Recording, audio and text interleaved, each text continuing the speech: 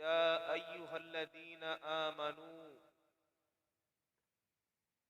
قوا أنفسكم وأهليكم نارا وقودها الناس والحجارة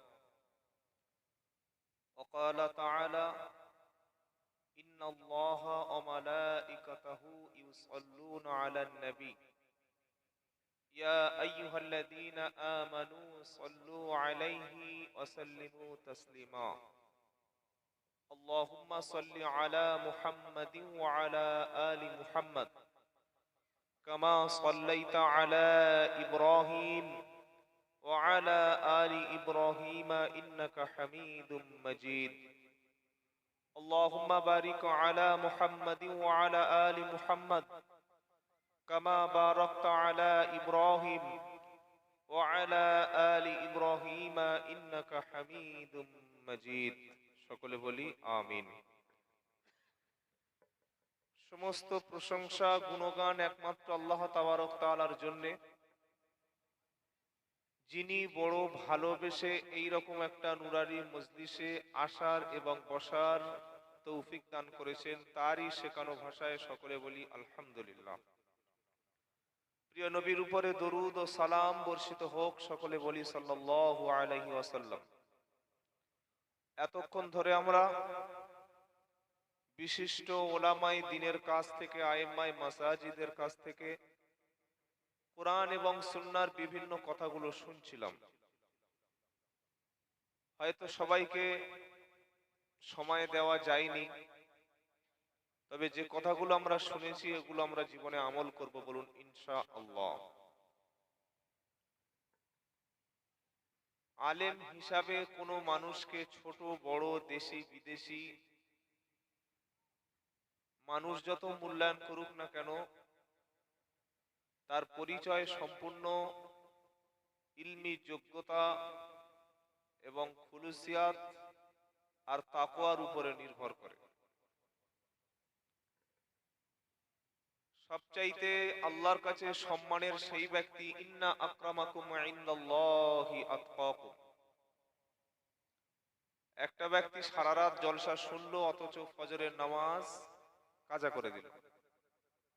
আর একজন ব্যক্তি 30 মিনিট একটা বক্তার বক্তব্য শুনে জীবনে শপথ নিলেন আর কখনো নামাজ কাজা করব না। এই দুই ব্যক্তির মধ্যে সফল ব্যক্তিকে আপনারা একটু দয়া করে মুখটা খুলুন। কোন ব্যক্তি সফল ভাই?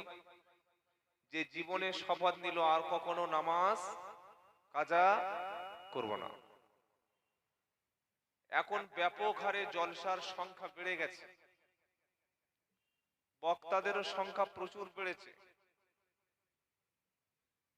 কিন্তু আমাদের জলসাগুলি আজকের হেদায়েত শূন্য হয়ে যাচ্ছে।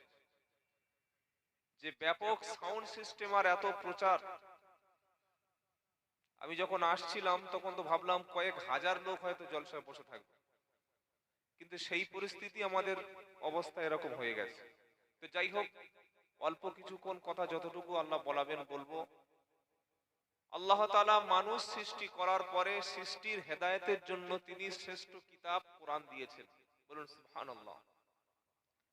কোরআনের চাইতে শ্রেষ্ঠ হেদায়েতের কিতাব আসমানের নিচে জমিনের উপরে আর নাই। এই কোরআনের অনেকগুলো নাম আছে, আমরা জেনারেলি যে নামটাই চিনি সেটা হচ্ছে আল কোরআন, তাই না ভাই? বাজারে গিয়ে কোরআন হিসাবে, মসজিদে গিয়ে, যেখানে গিয়ে কোরআন হিসাবে চিনি। কোরআন ছাড়া প্রচুর নাম আল্লাহ তাআলা নিজেই রেখেছেন কোরআনে। যেমন কোরআনের একটা নাম হচ্ছে শিফা। কি নাম? এটা আছে সূরা বানী ইসরাঈলে, ওয়া নুনাজ্জিলু মিনাল কুরআনি মা হুয়া শিফাউ ওয়া রাহমাতুল লিল মুমিনিন ওয়া লা ইয়াজিদুল যালিমিনা ইল্লা খাসারা। আল্লাহু আকবার।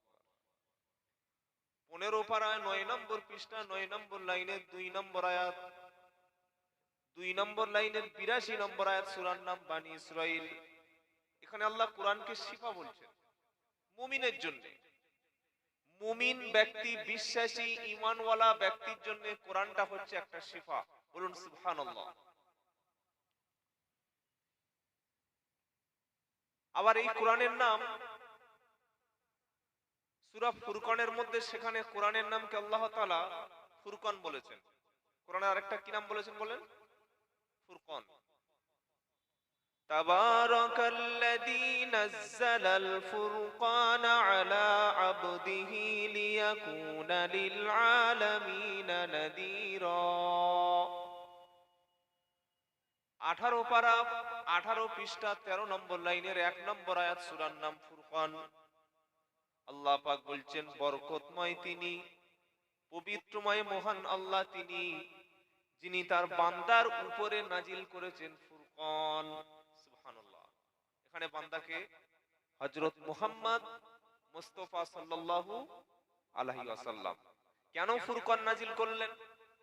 কারণ হচ্ছে লিয়াকুনা লিল আলামিনা নাযীরা, যাতে করে বিশ্ববাসীকে আপনি সতর্ক করতে পারেন। কোরআন সতর্কের কিতাব। আজকের মুসলমান জাতি সবচাইতে অসতর্ক জাতি। প্রথম শিক্ষার দিকে আমাদের সচেতন করতে হবে।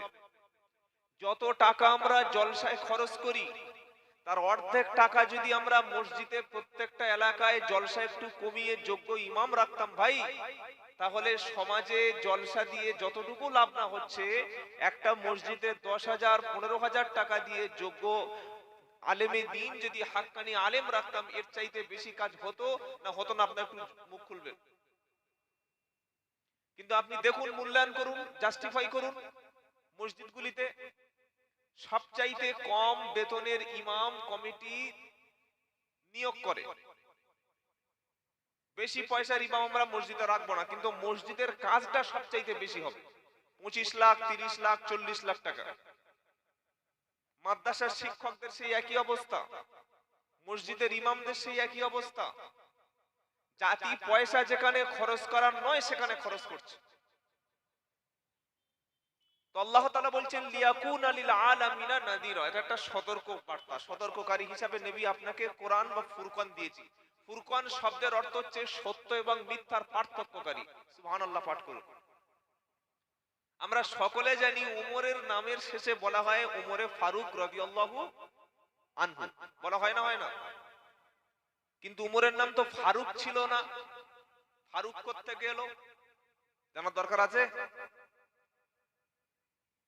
ওমর রাদিয়াল্লাহু তাআলা আনহু ইসলাম কবুলের আগে আল্লাহর নবী সাল্লাল্লাহু আলাইহি সাল্লাম দোয়া চেয়েছিলেন, আল্লাহ আবু জাহাল এবং উমরের মধ্যে, দুই জনের মধ্য থেকে আপনি যাকে পছন্দ করেন ইসলামের জন্য আল্লাহ আপনি কবুল করুন। বিশেষ করে উমর ফারুকের জন্য আল্লাহর নবী হেদায়েতের দোয়া চেয়েছিলেন। দোয়া কবুল করেছেন কে?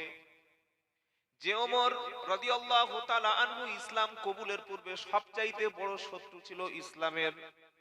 নবীজি দোয়া কবুল করলেন। আল্লাহ, ইতিহাস সবাই জানেন, দোয়া কবুলের পরে যখন তিনি ইসলাম কবুল করলেন, আল্লাহর নবী সাল্লাল্লাহু আলাইহি সাল্লাম দাওয়াতের পবিত্র মেহনত নিয়ে তিনি গোপনে প্রচার করার কাজ করছিলেন।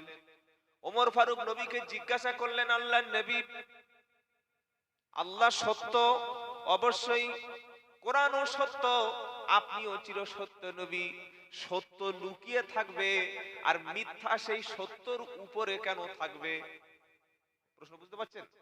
সত্য লুকিয়ে থাকবে, মিথ্যা কেন সবার প্রকাশ্য প্রকাশ হবে? সত্য কেন লুকিয়ে থাকবে?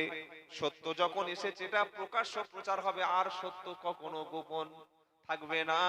এবার আমরা লুকিয়ে লুকিয়ে নয়, বরং প্রকাশ্য ইসলামের দাওয়াত দেব। সুবহানাল্লাহ। আজকে আপনি দেখুন, এটা বলার পরে কাবা শরীফের মধ্য থেকে সর্বপ্রথম কাবা শরীফের সামনে গিয়ে আল্লাহর নবী সাল্লাল্লাহু আলাইহি সাল্লাম তাকবীর পাঠ করলেন। তাকবীর, আল্লাহু আকবার। শ্রেষ্ঠ স্লোগান, বলেন আল্লাহু আকবার। একটা তাকবীরে কাফেরের সমস্ত গোষ্ঠী, অবিশ্বাসীরা সব ঘর থেকে বার হয়ে চলে এসেছে। সবার ধারণা এত জোরে তাকবীরটা কে দিচ্ছে? কে হঠাৎ করে ইসলাম কবুল করলো? ওমর ফারুক বললেন, যদি কেউ বিবিকে না বিধবা করতে পারে চায়, পিতা মাতাকে সন্তান হারা যদি কেউ না করতে চায়, সে যেন আমার সামনে আর না দাঁড়ায়। আল্লাহ যেমন সত্য, নবী যেমন সত্য, কুরআন যেমন সত্য, আজ থেকে প্রকাশ্য দিন এবং দাওয়াতের কাজ শুরু হবে। জোরে বলুন সুবহানাল্লাহ। আজ বাতিল মাথা চাড়া দিয়েছে ভাই। আমরা মুসলমানরা, বাবরি তো চলে গেছে, জ্ঞানবাপীও চলে গেছে। জ্ঞানবাপী মসজিদের খবর শুনেছেন? জ্ঞানবাপী মসজিদের তলায় এএসআই যারা প্রত্নতত্ত্ববিদ তারা রিপোর্ট দিয়েছে এটার তলায় শিবলিঙ্গ পাওয়া গেছে। এইভাবে একটা একটা করে ভারতবর্ষের সমস্ত বড় বড় মসজিদ ঈদগাহ থেকে যদি এরকম হয়, এতে করে ভারতবর্ষের অবস্থা যেদিকে আস্তে আস্তে যাচ্ছে, আমরা যারা নিজেদেরকে ভারতবাসী বলে গর্ববোধ করি, যারা ভারতীয় হিসাবে এতদিন গর্বিত ছিলাম, আজ সাম্প্রদায়িক সম্প্রীতি নষ্ট হচ্ছে। আমাদের প্রধান শত্রু কিন্তু কোনো কমিউনিটি নয়, আমাদের প্রধান শত্রু হলো যারা দেশকে একটা অন্য রাষ্ট্রে পরিণত করতে চায়, যারা দেশের মধ্যে মাদ্রাসা রাখতে চায় না, মসজিদ রাখতে চায় না, আলেম ওলামাদের শেষ করতে চায়, সম্প্রীতি নষ্ট করতে চায়। বর্তমান পরিস্থিতিতে দাঁড়িয়ে শিক্ষা, ঐক্য, সংহতি এবং আল্লাহর উপরে ভরসা করে আমাদেরকে এগিয়ে চলতে হবে। আল্লাহর উপরে ভরসা ছাড়া, তাওয়াক্কুল ছাড়া আপনি কারোর উপরে ভরসা করে বাঁচতে পারবেন না। কেন, একটা কথা বলেই আবার আলোচনা শুরু করছি। বিহারে যিনি একজন মুখ্যমন্ত্রী আছেন তার নাম কি ভাই? নীতিশ কুমার। নীতিশ কুমার সকালে ডিগবাজি খেয়ে বিকালে তিনি আবার শপথ নিয়ে আবার দলে ঢুকে গেল। বুঝতে পারছেন? এটা ভারতবর্ষের অবস্থা। আমি আসাম সফরে 2 সপ্তাহ আগে ঘুরে এসেছি। 1000 সরকারি মাদ্রাসা সব বন্ধ, সাথে সাথে 1000 খারেজি মাদ্রাসাও বন্ধ করার আইন পাশ হয়ে গেছে, বাকি মাদ্রাসাগুলো বন্ধ করবে। আপনি যদি, আমি যদি শিক্ষার আন্দোলন না করি, ঐক্যের আন্দোলন যদি না করি, আল্লাহর উপরে তাওহীদ, আল্লাহর উপরে বিশ্বাস, ঈমান, ইয়াকিন যদি আমাদের মজবুত না থাকে, বাবরি যাচ্ছে, জ্ঞানবাপী যাচ্ছে, মথুরা যাচ্ছে, এইভাবে যেতে যেতে দিল্লি, লালকেল্লা, তাজমহল সব যাবে। আপনার গ্রামে যে মসজিদটা, এটাও যে যাবে না তার কি গ্যারান্টি আছে? এর জন্য দায়ী কারা? সাম্প্রদায়িক শক্তি আর আমাদের ঈমানের দুর্বলতা। কথা বুঝতে পারছেন? এক সাম্প্রদায়িক শক্তি আর এক হলো ঈমানের দুর্বলতা। আপনি বলুন, একটা মহল্লায় যদি 500 মানুষ বাস করে, তার মধ্যে 300 যদি মুসলিম থাকে, আজান হলে গেলে কমপক্ষে 150 বা 50% মুসলমান সেখানে হাজির থাকার দরকার ছিল তো। কিন্তু সেটা আমরা কই? সেটা আমরা করতে পারি না কেন? সকলে আজ থেকে তওবা করি, এত সুন্দর একটা অনুষ্ঠান করে তওবা করি, আজ থেকে আমরা সকলে মসজিদ মুখী হব। বলুন ইনশাআল্লাহ। বলেন ইনশাআল্লাহ। মসজিদ মুখী হওয়া ছাড়া, দাওয়াত ও তাবলীগের পবিত্র মেহনত ছাড়া, কোরআন সুন্নাহর ইলম চর্চা করা ছাড়া এবং এলাকার মধ্যে সাম্প্রদায়িক সম্প্রীতি বজায় রাখা ছাড়া, আর প্রত্যেকে একতা ভাবে সমাজে চলাফেরা করা ছাড়া, আল্লাহ রাসূলের পূর্ণ সুন্নাতের অনুসারী হওয়া ছাড়া পৃথিবীতে আপনি বাঁচতে পারবেন না। বাঁচা সম্ভব নয়। কে আপনাকে বাঁচাবে? যখন ওমর ফারুক রাদিয়াল্লাহু তাআলা আনহু বললেন, সত্য যখন প্রকাশ হয়ে গেছে তখন গোপনে ইসলাম প্রচার হবে না, আল্লাহর নবী সাল্লাল্লাহু আলাইহি সাল্লাম ওমর ফারুক জোরে তাকবীর দিলেন, সত্য এবং মিথ্যা পার্থক্য হয়ে গেল। সেই সময় আল্লাহর নবী সাল্লাল্লাহু আলাইহি সাল্লাম ওমরকে বললেন, ওমর, এতদিন তোমার নাম ছিল ওমর, আমি মুহাম্মদ সাল্লাল্লাহু আলাইহি সাল্লাম আজ থেকে তোমার নাম ফারুক রেখে দিলাম। সত্য এবং মিথ্যার পার্থক্যকারী। আবার কোরআন যে সত্য মিথ্যার পার্থক্যকারী, এইটা আবার সূরা বাকারা আল্লাহ পাক বলছেন। কি বলছেন? শাহরু রমাদানাল্লাযী উনজিলা ফীহিল কুরআন হুদাল লিন-নাসি ওয়া বাইয়িনাতিন মিনাল হুদা ওয়াল ফুরকান। তাহলে ফুরকান শব্দের অর্থ সত্য এবং মিথ্যার পার্থক্যকারী। কোরআন যে জাতির কাছে থাকবে, কোরআন যে শ্রেণীর কাছে থাকবে, কোরআন যে গোষ্ঠীর কাছে থাকবে, তারা সত্যের সঙ্গে থাকবে, তারা কখনো মিথ্যার সঙ্গে থাকতে পারে জোরে বলেন না। দুটো নাম কোরআন থেকে পেলাম। 3 নম্বর কোরআনের নাম হচ্ছে কিতাব। কোরআনের কি নাম বলেন না? আলিফ লাম মিম যালিকাল কিতাবু লা রাইবা ফীহি হুদাল লিল মুত্তাকিন। সূরা বাকারা। বাকারা তেলাওয়াত করেন?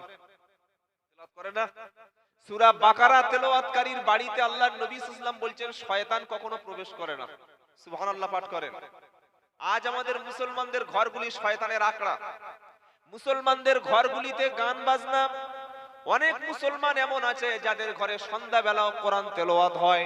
অনেক মুসলমান এমন আছে সন্ধ্যার পরে যাদের বাসায় প্রতিদিন নিয়মিত কোরআনের তালিম হয়। অনেক মুসলমান এমন আছে যাদের বাড়িতে সন্ধ্যার পরে কোরআনের চর্চা হয়। আবার এমনও মুসলমান আছে সন্ধ্যার পরে যাদের বাড়িতে প্রত্যেক দিন গান চর্চা হয়, সিরিয়ালের চর্চা হয়, তাদের বাড়িতে ফোনের মাধ্যমে অশ্লীল গান তাদের বাড়িতে হয়। আল্লাহর নবী সাল্লাল্লাহু আলাইহি সাল্লাম বলেন যে বাড়িতে সূরা বাকারা তেলাওয়াত হবে ওই বাড়িতে দুষ্টু ইবলিস জিন শয়তান কখনো উকি মেরে দেখবে না। সুবহানাল্লাহ। আপনার বাচ্চাকে কোরআন শিখান ভাই, আপনার সন্তান ধ্বংস হবে। কোরআন যদি সন্তানকে না দেয়া হয় ও সন্তান কখনো মানুষ তৈরি করতে পারবেন না। আল্লাহ পাক সূরা বাকারা এখানে কিতাব বলছেন, দালিকাল কিতাবু লা রাইবা ফীহি। ওই সেই কিতাব যার মধ্যে কোনো সন্দেহ নাই, যার মধ্যে কোনো বৈপরীত্য নাই, যার মধ্যে কোনো ভুল নাই। কোরআনের নাম এখানে কিতাব কেন? কিতাব মানে অনেকগুলো অংশ একত্রে করা। কোরআন একটাই মাত্র অংশ নয়, বরং 114টা সূরা দিয়ে কোরআনকে আল্লাহ কমপ্লিট করে দিয়েছেন। সুবহানাল্লাহ। সূরা কটা? 114টি সূরা। আবার 540টি রুকু দিয়েছেন, 6666টি বিভিন্ন বর্ণনায় রয়েছে, আয়াত রয়েছে। এই রকম কোরআনকে দিয়ে আল্লাহ তাআলা কিতাব বুঝিয়েছেন। কোরআনের একটা নাম হলো তাহলে কিতাব। এই কিতাবটা হচ্ছে মানুষের হেদায়েতের কিতাব। কিসের কিতাব বলেন? হেদায়েত। হেদায়েতের শ্রেষ্ঠ কিতাব হলো কোরআন। এছাড়া হেদায়েতের কোনো রাস্তা আপনি পাবেন না। কোরআনের আরেকটা নাম হচ্ছে হুদা। কি নাম? শুধু নামগুলো জানেন, আগে কোরআনের কতগুলো নাম আছে। হুদা, যেটা হেদায়েতের রাস্তা দেখাবে। আরবের মানুষ ছিল বর্বর, অসভ্য। খুন, হত্যা, ধর্ষণ, নারী নির্যাতন, মদ পান, এগুলো আরবের জমিনে সম্পূর্ণ अवेलेबल হয়ে গেল। আল্লাহ পাক তার হাবিবকে পাঠালেন, নূর দিয়ে পাঠালেন। এখানে কোরআনকে কেন আল্লাহ তাআলা হেদায়েত বলছেন? আল্লাহ পাক শোনাচ্ছে, ফামা তাবিআ হুদায়া ফালা খাউফুন আলাইহিম ওয়ালা হুম ইয়াহজানুন।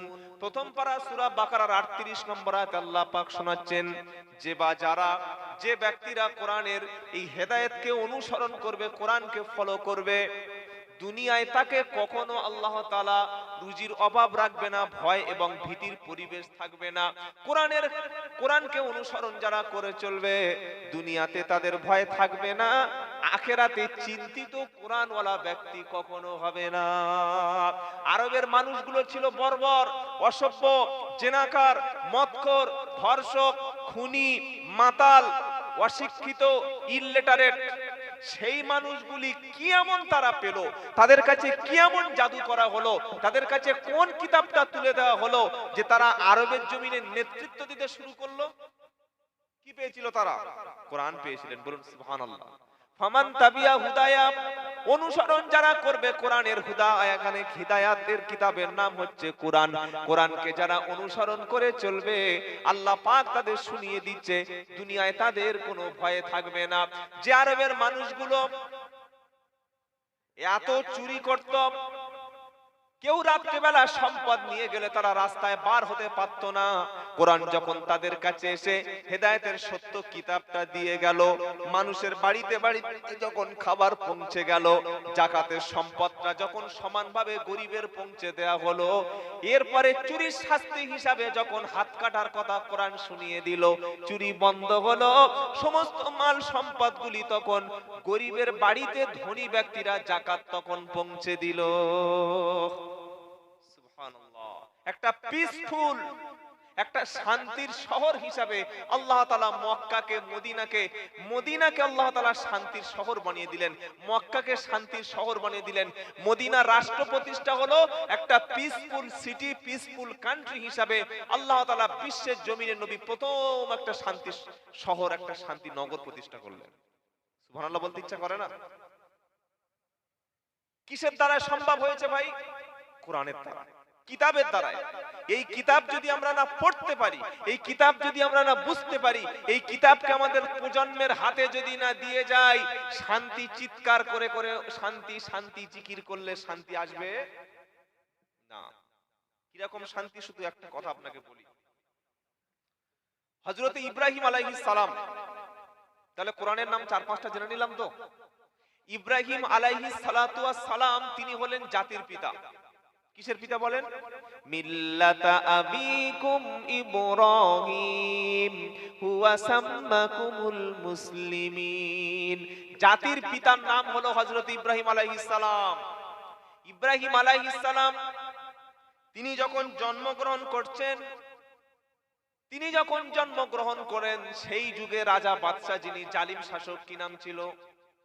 সবার জানা আছে, নাম হলো নমরুদ।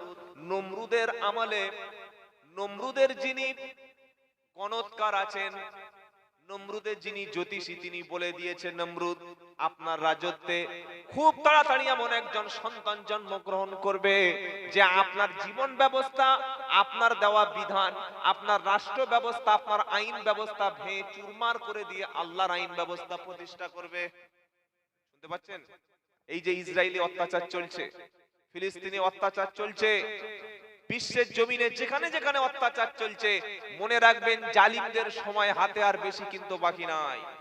আগামী দিন হবে ইসলামের দিন, আগামী দিন হবে ইমাম মাহাদির দিন, আগামী দিন হবে কোরআনের দিন, আগামী দিন হবে হযরত ঈসা আলাইহিস সালামের দিন। জোরে বলুন না সুবহানাল্লাহ। আগামী দিন নেতৃত্ব দেবে হাক্কানি ওলামায়ে কেরামরা। জোরে বলুন না সুবহানাল্লাহ। সংবিধান হবে কোরআন।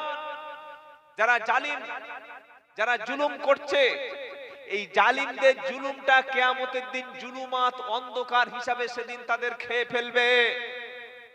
ইহুদি খ্রিস্টানরা খুব ভালো করে জানে আমাদের হাতে সময় বেশি নাই, তারা জানে আমাদের রাজত্ব শেষ হয়ে আসছে, তাই তারা এত জুলুম, অত্যাচার, নির্যাতন করে যাচ্ছে ভাই। কিন্তু আল্লাহর উপরে আমাদের ভরসা, কখন আমরা আল্লাহ ছাড়া কারোর উপরে ভরসা করব না? বলুন ইনশাআল্লাহ। ইব্রাহিম আলাইহিস সালাম জন্মগ্রহণ করবেন, তার মা তাকে গুহার মধ্যে যখন জন্মদান করলেন, ইব্রাহিম আলাইহিস সালাম জন্মগ্রহণ করে দেখছেন শুধু শিরক আর বিদআত। আল্লাহ ছাড়া শত শত মাবুদকে তারা, দেশের মানুষ মাবুদ বলে মনে করেছে, সূর্যকে দেবতা মনে করেছে, চন্দ্রকে দেবতা মনে করেছে, পাহাড় দেবতা, গাছ দেবতা, মাছ দেবতা, নদী দেবতা, সবাইকে দেশবাসী দেবতা হিসাবে ভেবে নিয়েছে। ইব্রাহিম আলাইহিস সালাম রাত্রিবেলা আকাশের দিকে, তারকার দিকে তিনি লক্ষ্য রাখছেন।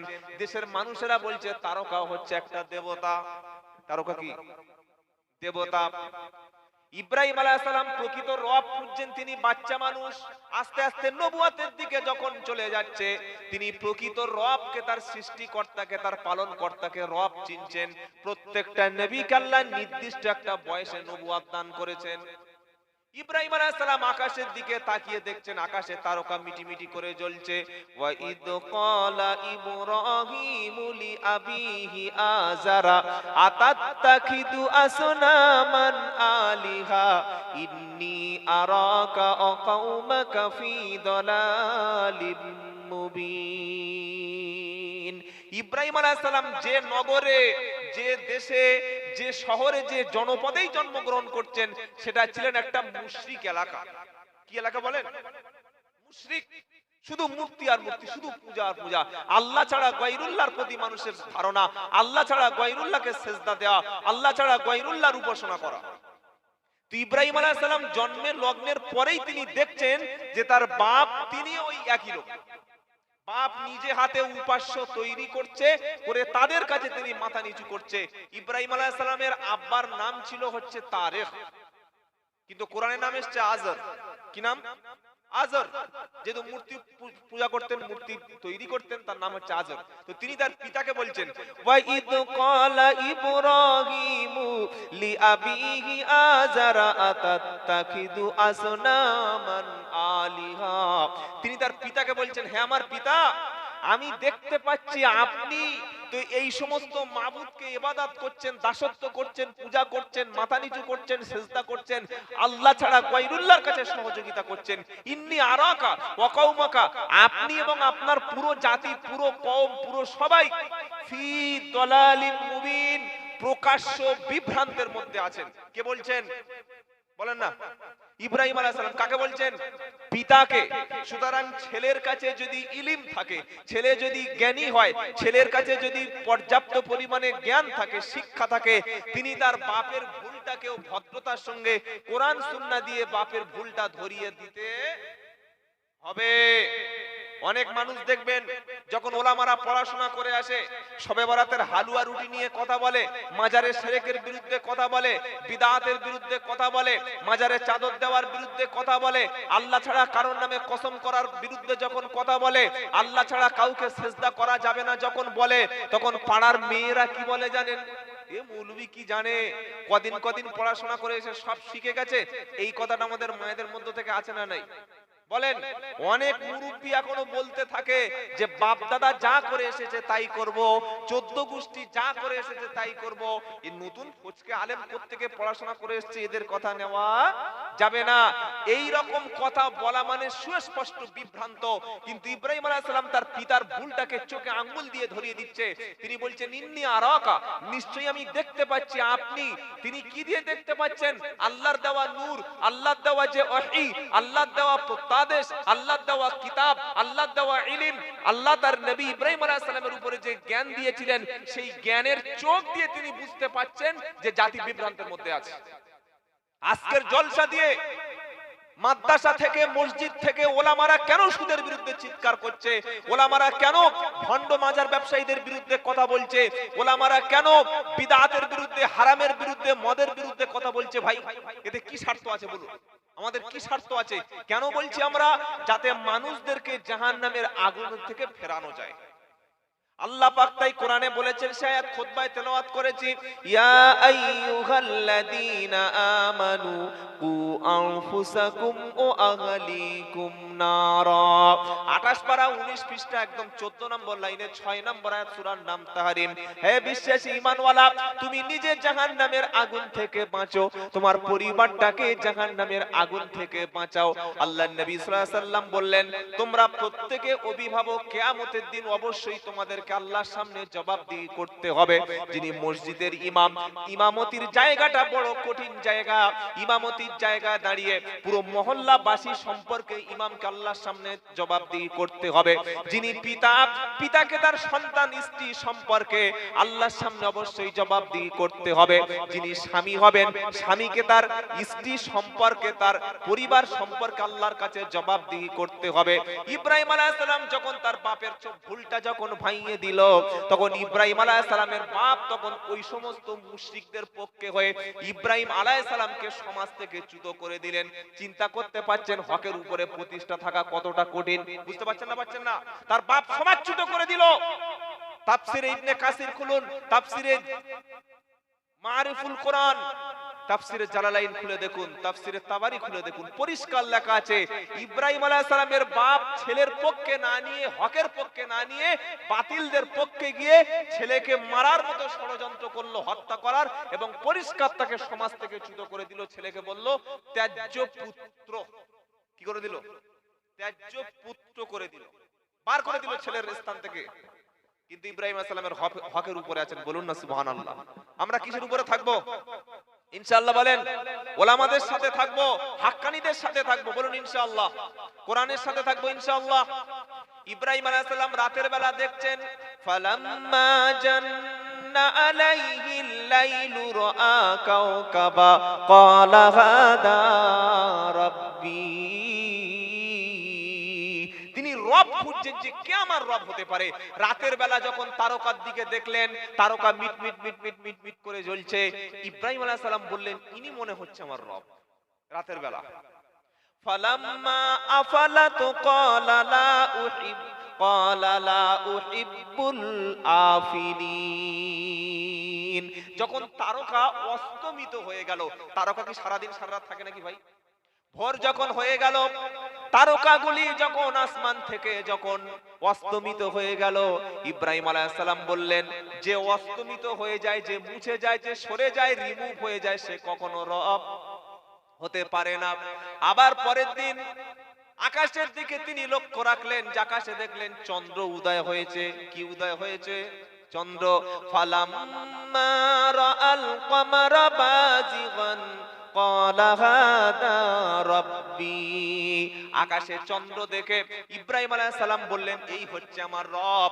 এত সুন্দর একটা স্নিগ্ধ আলো গোটা পৃথিবীটা আলোকিত করে দিয়েছে, নিশ্চয়ই তিনি রব হবে। রব যদি না হবে, এত সুন্দর স্নিগ্ধ আলোটা তাহলে কোত্থেকে আসবে? চাঁদ যখন অস্তমিত হয়ে গেল, আবার তার ভুলটা ভেঙে গেল। তিনি ভাবলেন, যে ডুবে যায়, যে সরে যায়, যে নিচে নেমে যায়, যে মুছে যায়, সে কখনো রব হতে পারে না। আসল সত্য রবটা তিনি খোঁজার জন্য তিনি চেষ্টা করছেন। পরদিন পূর্ব দিগন্তে যখন দেখতে পেল বিশাল বড় সূর্য, একদম সকালবেলা সূর্যটাকে উদয় হয়ে গেল, তিনি ভাবছেন সূর্যটা মনে হচ্ছে আমার রব হবে, পথ প্রদর্শক হবে। ফালাম্মা রাআশ শামসা বাজিগাতান ক্বালা হাদা রাব্বি হাদা আকবার। আল্লাহু আকবার। যখন তিনি সূর্য দেখলেন, সূর্য দেখার পরে ভাবলেন, এই সূর্য মনে হচ্ছে আমার রব হবে, কারণ একটা সূর্য গোটা পৃথিবীটাকে আলোকিত করে দিয়েছে। তাহলে মানুষ যখন আল্লাহর পক্ষ থেকে তার ইলম আসে না, আল্লাহ ইলম দেওয়ার আগ পর্যন্ত মানুষ গাছকে মনে করে ক্ষমতা, মাছকে মনে করে ক্ষমতা, পুকুরকে মনে করে ক্ষমতা, নদীকে ক্ষমতার উৎস মনে করে, মাজারকে ক্ষমতার উৎস মনে করে, কোন লাইট দেখলে ক্ষমতার উৎস মনে করে, বিভিন্ন প্রাণীকে, বস্তুকে, মাখলুককে মানুষ ক্ষমতার উৎস মনে করে। কিন্তু আল্লাহর পক্ষ থেকে যখন জ্ঞান চলে আসে, সব ক্ষমতা তুচ্ছ হয়ে গিয়ে এক আল্লাহ ছাড়া কাউকে তিনি ভয় পায় না। জোরে বলুন সুবহানাল্লাহ। আবার সূর্য যখন ডুবে গেল, তখন তিনি বললেন, ইন্নী বারিউম মিম্মা তুশরিকুন। সূর্য যখন অস্তমিত হয়ে গেল, ইব্রাহিম আলাইহিস সালাম তার কওমকে বললেন, আমি নিশ্চয়ই তো বিভ্রান্তের মধ্যে ছিলাম, যারা অস্তমিত হয়ে যায় তারা কখনো রব হতে পারে না। আমি তোমাদের মতো মুশরিকদের সাথে নই। পৃথিবীতে রব বলতে কে? তিনি চাঁদের দিক থেকে মুখ ফিরিয়ে নিলেন, সূর্যের দিক থেকে মুখ ফিরিয়ে নিলেন, তারকার দিক দিয়ে মুখ ফিরিয়ে নিলেন। এবার মুখ ঘোরাচ্ছে কার দিকে? কোন দিকে তিনি তাওয়াজ্জু হচ্ছেন? তিনি বললেন, ইন্নী ওয়াজ্জাহাতু ওয়াজহিয়া লিল্লাযী ফাতারাস সামাওয়াতি ওয়াল আরদ। মুখস্থ নাই? বলেন, হানিফা ওয়া মা আনা মিনাল মুশরিকিন। নিশ্চয়ই আমি মুখ ঘুরিয়ে নিলাম, তার দিকে মুখ ফিরিয়ে দিলাম যিনি আসমান এবং জমিনের রব। আল্লাহু আকবার। তিনি রব চিনে ফেললেন, সত্য চিনে ফেললেন, হক যখন চিনে ফেললেন, ইব্রাহিম আলাইহিস সালাম যখন আল্লাহ পাকের পরে তাকে নবুয়ত দিলেন, তিনি এবার নমরুদের কাছে দাওয়াত পৌঁছাচ্ছেন, লা ইলাহা ইল্লাল্লাহ। একটা কলেমায় নমরুদের ভিত কেঁপে গেছে।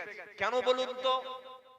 আচ্ছা মনে করুন আপনি যদি কোনো নেতার বাড়ি, এমএলএ, এমপি, মুখ্যমন্ত্রীর বাড়ির সামনে গিয়ে বলেন লা ইলাহা ইল্লাল্লাহ, বললে আপনাকে কি করবে? ভাই কিছু চাউল দেবে, তা না হলে কিছু খাওয়া দেবে, অথবা 1 থেকে 200 টাকা দেবে, তাই তো নাকি ভাই? অথবা বলবে একটু বিরিয়ানি খেয়ে যাও।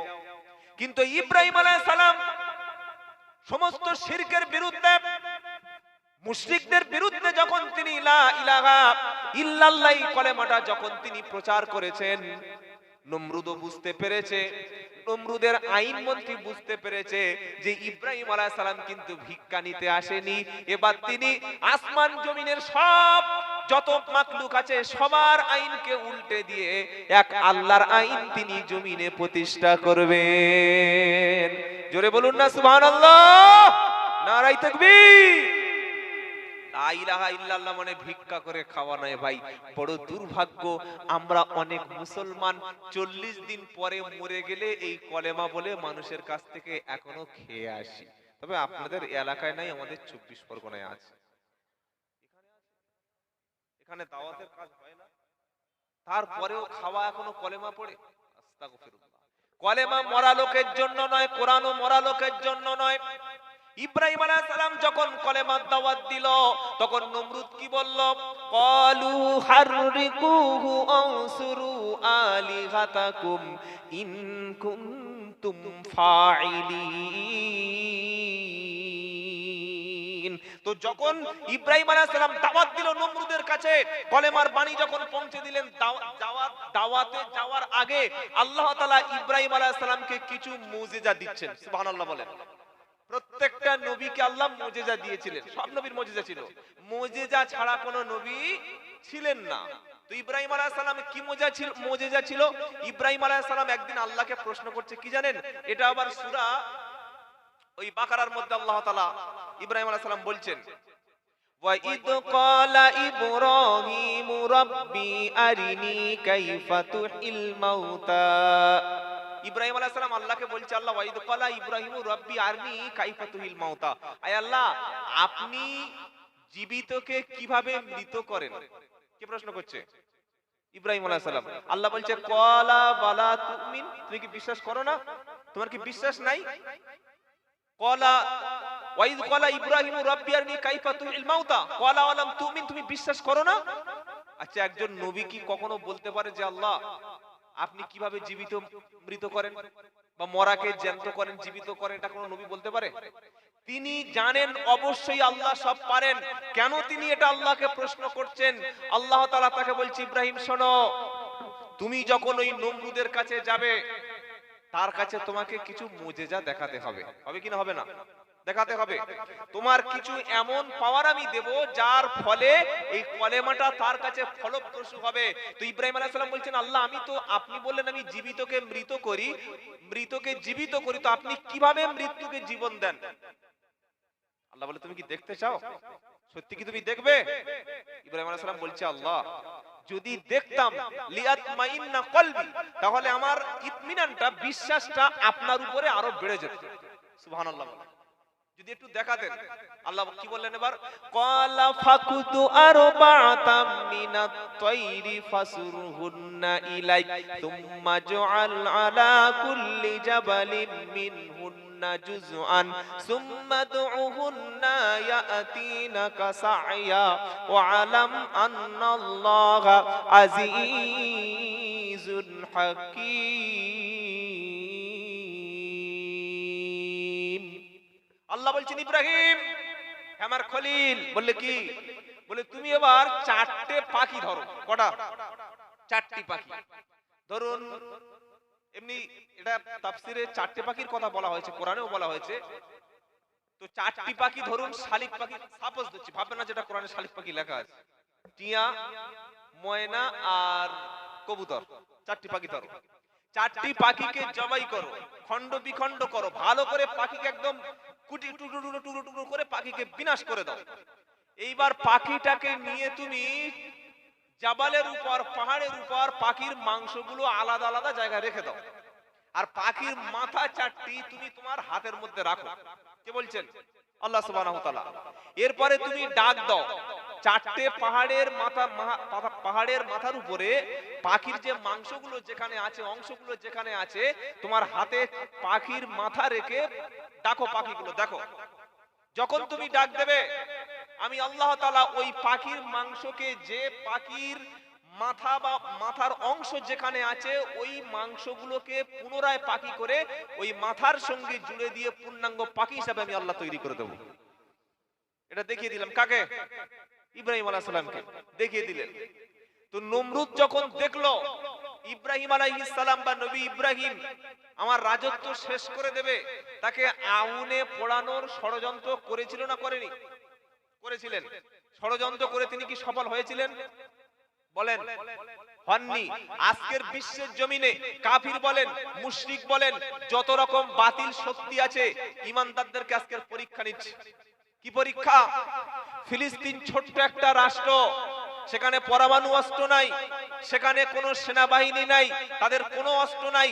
আজকের 3 মাসের অধিক সময় ধরে আমেরিকা প্রকাশ্য সহযোগিতায় বিশ্বের সমস্ত কুফরি শক্তি তাদের পরমাণু অস্ত্র, খাদ্য, রসদ সব পাঠিয়ে দিচ্ছে, কিন্তু ফিলিস্তিনি আমার কয়েকজন ভাই যারা বাইতুল মুকাদ্দাসের হেফাজত চায়, যারা প্রথম কিবলাকে হেফাজত করতে চায়, প্রথম কিবলার সম্মান রক্ষা করতে চায়, তারা 3 মাসে তাদের বাস্তবিতে তাদের স্বাধীনতা লড়াই, স্বাধীনতা সংগ্রামের জন্য লড়াই করে অর্থ দিয়ে আজও পর্যন্ত তারা টিকে আছে। জোরে বলুন না সুবহানাল্লাহ। কিন্তু আফসোস লাগে এই জায়গায়, বিশ্বের 57টা মুসলিম রাষ্ট্রের মধ্যে সকলে যদি একবার করে তাদের লাল চোখ দেখাতো, একবার করে যদি প্রতিবাদ করত, ইসরায়েল আমেরিকা 24 ঘন্টার মধ্যে অবশ্যই এই দখলদার ইহুদি রাষ্ট্রটাকে সঙ্গে সঙ্গে ফিলিস্তিন গাজার উপরে কোনোদিন অত্যাচার করতে পারত না। যাদের কথা বলার দরকার, যাদের পুলিশ পাঠানোর দরকার, যাদের সহযোগিতা করা দরকার, তারা আজকের নিজের গদি নিয়ে চুপচাপ আছে। আজকের উম্মতি মুহাম্মাদের অবস্থা এই হয়ে গেছে, একজনকে মারলে আমরা কথা বলি না, একজন আক্রান্ত হলে আমরা কথা বলি না, অথচ আল্লাহর নবী সাল্লাল্লাহু আলাইহি ওয়াসাল্লাম বললেন, হে মুসলমান জাতি, বিশ্বের মুসলমানটা হচ্ছে একটা দেহের মতো। তোমার পায়ের তলায় যদি কাঁটা ফোটে, তোমার মাথায় যদি কোনো ফিলিংস না থাকে, তাহলে তোমার পা বুঝতে হবে প্যারালাইসিস হয়ে গেছে। তোমার হাতে যদি একটা কাঁটা ফোটে, তোমার হাত যদি কোনো সেন্স ক্রিয়েট না করে, বুঝতে হবে তোমার হাত প্যারালাইসিস হয়ে গেছে। তোমার কানে যদি কোনো যন্ত্রণা হয়, কিছু বিদ্ধ হয়, মাথা যদি না বুঝতে পারে, বুঝতে হবে তোমার ব্রেনের কোনো অংশটা সাইলেন্ট হয়ে গেছে, ঘুমিয়ে গেছে। আজ ফিলিস্তিনে মারছে, আমরা এখনো অনেক মুসলমান তাস খেলছি, এখনো অনেক মুসলমান আল্লাহর ঘরে যেতে পারিনি। আজকের একটা একটা করে সমস্ত মসজিদগুলি শহীদ করে দেওয়া হচ্ছে। আমরা এখনো যদি দুনিয়ার সঙ্গে লিপ্ত হয়ে থাকি, আল্লাহর পথে, আল্লাহর রাস্তায় যদি না বার হই, যদি না আল্লাহর রাস্তার দিকে আমরা ধাবিত হই, সত্যটাকে যদি জানার চেষ্টা না করি, ভাই, অস্তিত্ব টিকিয়ে রাখা যাবে না। অথচ আল্লাহর ওয়াদা মুমিনের জন্য, বলুন না সুবহানাল্লাহ। আল্লাহ ওয়াদা করেছেন, তো এই যে শান্তির শহর আল্লাহ তাআলা বানাবেন, ইব্রাহিম আলাইহিস সালাম যখন নবুয়ত দিলেন, নবুয়ত আল্লাহ পাক দিলেন, দাওয়াতের কাজ করলেন, ইব্রাহিম আলাইহিস সালামকে আগুনে পোড়ানোর সমস্ত বন্দোবস্ত রেডি, আগুনে ফেলে দেওয়া হবে, সমস্ত ঘটনা সবাই জানেন। আল্লাহ তাআলা ফেরেশতা পাঠিয়ে ইব্রাহিম আলাইহিস সালামকে বললেন, যাও একটু বলো, আমার খলিলের পরীক্ষা হচ্ছে, পরীক্ষা যত কঠিন, পরীক্ষার সম্মানটাও তার চাইতে আরো বেশি, বলুন সুবহানাল্লাহ। মাধ্যমিক পরীক্ষা, ডব্লিউবিসিএস পরীক্ষা দুটো কিন্তু এক নয়, দুটো এক নাকি? আবার উচ্চ মাধ্যমিক পরীক্ষা, আইপিএস পরীক্ষা দুটো এক নয়। আমরা ইমানদার, আমাদের ছোটখাটো বিপদ হবে। কেমন বিপদ? হয়তো জ্বর, কিংবা পা কেটে যাওয়া, অথবা পা ভেঙে যাওয়া, কোনো কিছু হারিয়ে যাওয়া। সাধারণ ইমানদার ব্যক্তির জন্য হয়তো সাধারণভাবে 5টি পরীক্ষা আল্লাহ কোরআনের বলেছেন, ওয়ালানাবলুওয়ান্নাকুম বিশাইইন মিনাল খাউফি ওয়াল জুই ওয়া নাকসিম মিনাল আমওয়ালি ওয়াল আনফুসি ওয়াস সামারাত ওয়া বাশশিরিস সাবিরিন। দ্বিতীয় পারা, দ্বিতীয় পৃষ্ঠা, সূরা বাকারার একদম ওই পৃষ্ঠার শেষের দিকে 3টে লাইন উপরে আয়াতটা, আল্লাহ পাক বলছেন, বান্দা তুমি যখন ঈমানওয়ালা হবে, যখন তুমি ঈমানদার বলে দাবি করবে, আমি আল্লাহ তোমাকে কিছুটা পরীক্ষা করব, ভয় দেখিয়ে, কিছুটা ক্ষুধার কষ্ট দিয়ে, কিছুটা মালের ক্ষতি করব, কিছুটা জীবনহানি করব, কিছুটা ফসলের ক্ষতি করব। এগুলো করে দেখব যে আমি আল্লাহ তোমাকে পরীক্ষা করে তুমি আমার উপরে ঈমান রেখেছো কিনা।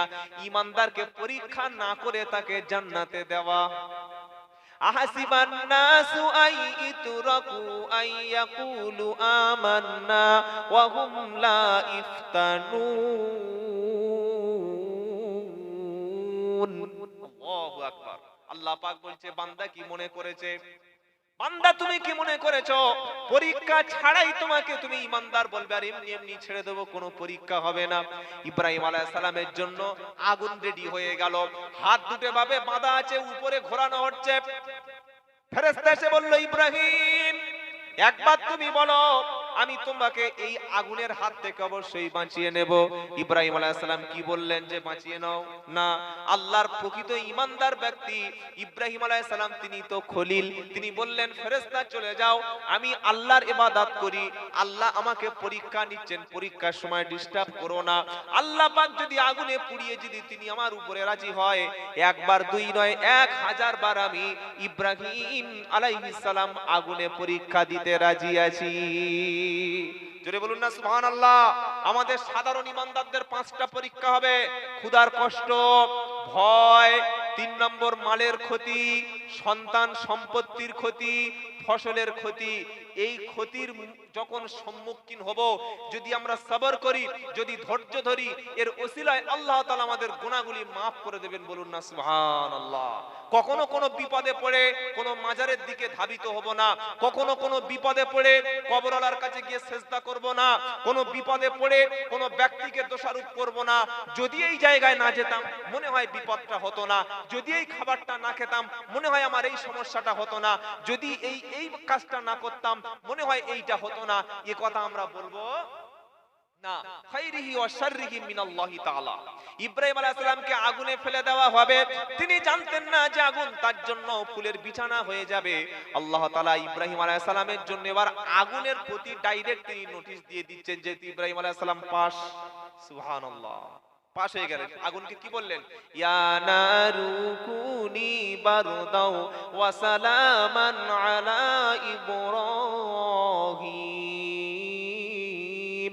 17 পারা সূরা আম্বিয়ার 69 নম্বর আয়াত আল্লাহ পাক শুনিয়ে দিচ্ছেন, হে আগুন কুনি বারদাও ওয়া সালামা, হে আগুন তুমি আমার খলিলের জন্য শান্তিদায়ক ঠান্ডা হয়ে যাও। সুবহানাল্লাহ, সুবহানাল্লাহ বিহামদি, সুবহানাল্লাহ আযীম, আল্লাহু আকবার। আগুনের আর ক্ষমতা আছে পোড়ানো? বলেন না, আগুনের আর ক্ষমতা নাই। আগুনটা ফুলের বিছানা হয়ে গেল, আগুনটাকে ফুলের বাগান হয়ে গেল। একদিন দুদিন 3 দিন নাই, 40 দিন পর্যন্ত আল্লাহ তাআলা ইব্রাহিম আলাইহিস সালামকে এই ফুলের বাগানের মধ্যে ঘোরাফেরার ব্যবস্থা করে দিলেন। বলুন না সুবহানাল্লাহ। আজও সেই ঈমান যদি আমরা আল্লাহর উপরে রাখতে পারি, পরিপূর্ণ ভরসা যদি না আল্লাহর উপরে ভরসা রাখতে পারি, হালাল খাদ্য খান, সত্য কথা বলুন, ঐক্যের সঙ্গে থাকুন, মসজিদটাকে নিজের আখিরাতের ঘর বলে মেনে নিন। বলুন ইনশাআল্লাহ, বলেন ইনশাআল্লাহ। মসজিদের ইমামকে বন্ধু করে নিন, আলেম ওলামাদের সোহবতে থাকুন, হাক্কানি ওলামাদের কাছে বসুন, হারামটাকে ছেড়ে দিন, মিথ্যা ছেড়ে দিন, সুদ ছেড়ে দিন, নিজের স্ত্রীকে পর্দায় রাখুন। আপনি যদি আজও কোনোদিন কোনো মুসিবতে বিপদে পড়েন, আজও আল্লাহ তাআলা ফেরেশতা পাঠিয়ে আপনাকে বাঁচিয়ে নেবে। ওয়াদাকার মান ইয়াত্তাকিল্লাহা ইয়াজআল লাহু মাখরাজা ওয়া ইয়ারযুকু মিন হাইসু লা ইয়াহতাসিব।